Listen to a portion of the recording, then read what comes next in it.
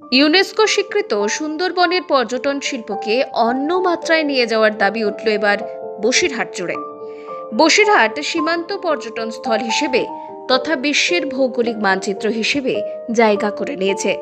উত্তর ও দক্ষিণ ২৪ পরগনার ২১টি ব্লক রয়েছে, যার মধ্যে বসিরহাট মহকুমায় ১০টি ব্লক রয়েছে, যার মধ্যে প্রত্যক্ষভাবে যুক্ত সুন্দরবনের প্রবেশদ্বারই রয়েছে হাসনাবাদ, হিঙ্গলগঞ্জ ও সন্দেশখালী ১ ও ২ নম্বর ব্লক, মিনাখা ও হাড়োয়ার মতো ব্লকও।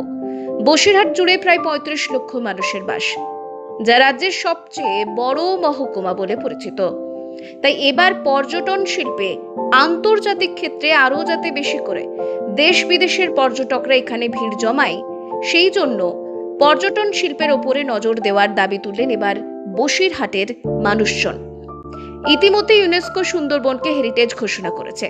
পাশাপাশি ১০২টি দ্বীপ রয়েছে ও ৪৮টি দ্বীপের অরণ্য রয়েছে। এছাড়া ৬৬ প্রজাতির গাছ রয়েছে। কাঁকড়া, হেতাল, কেওড়া, সুন্দরী, গরানো, গাওয়া সহ একাধিক ম্যানগ্রোভ রয়েছে। কম বেশি ১৫৮৬টি প্রজাতির প্রাণী বাস করে, যার মধ্যে ভয়ঙ্কর রয়্যাল বেঙ্গল টাইগার গোটা বিশ্বের কাছে পরিচিত। সুন্দরবনের বিভিন্ন প্রজাতির ফল ও ফুল গাছও রয়েছে। বসিরহাটের মানুষের আরও দাবি, সেগুলোর ওপরেই প্রসেসিং করে যাতে আরও বেশি সুন্দরবনকে শিল্পায়নে পরিণত করা যায়, তার সব রকম ব্যবস্থা করুন সরকার। একদিকে বহু কর্মসংস্থান, পাশাপাশি ছোট, মাঝারি ও বড় শিল্প গড়ে উঠতে পারে। এছাড়াও অনুসারী শিল্পের মধ্যে দিয়ে বহু প্রান্তিক মানুষের রুজি রোজগারের মধ্যে দিয়ে জীবিকা অর্জন করতে পারবে।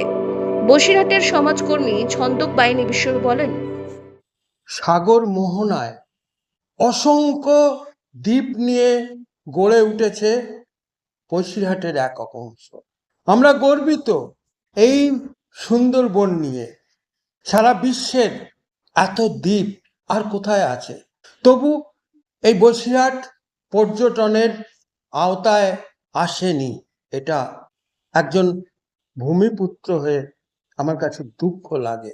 আকাশ থেকে যখন ঘুরতে ঘুরতে এই মোহনায় বনভূমিকে দেখা যায়, অসংখ্য দ্বীপগুলোকে দেখা যায়, তখন সারা বিশ্বের মানচিত্র ছবি দেখতে দেখতে মনে হয় আমার বসিরহাটের এই অংশই তো সারা বিশ্বের মধ্যে প্রথম হওয়া উচিত।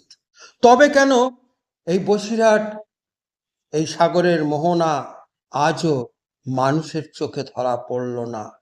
তাই সকলের কাছে আমাদের অনুরোধ, অবিলম্বে পশ্চিমবঙ্গের এই অংশকে পর্যটনের আওতায় এনে সুন্দর করে গড়ে তোলা এবং পর্যটকদের চোখের সামনে ভাসিয়ে দেওয়া।